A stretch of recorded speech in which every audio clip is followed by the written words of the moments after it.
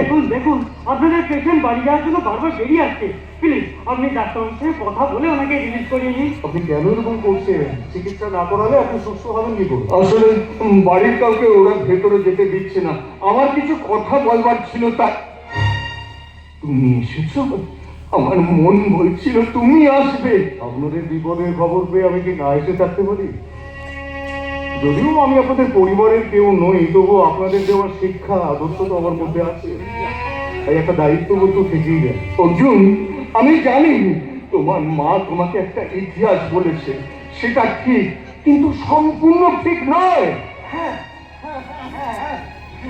সেই ইতিহাসের সঙ্গে আরো একটা ইতিহাস জুড়ে আছে। আরো একটা ইতিহাস? হ্যাঁ, যেটা আমি ছাড়া আর কেউ জানে না। আমিও জানি না। না, তুমিও জানো না। কি সেই ইতিহাস যে আমি তোমার স্ত্রী হওয়া সত্ত্বেও জানি না? সেটা আমি লজ্জায় এতদিন তোমাকে বলতে পারিনি। তাহলে এখন বলো। তুমি ওর মা না হলেও আমি আমি ওর জন্মদাতা পিতা।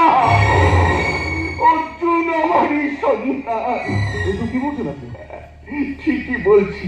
তোমাকে এ বাড়িতে আনার আগে আমার আর একটা সম্পর্ক ছিল।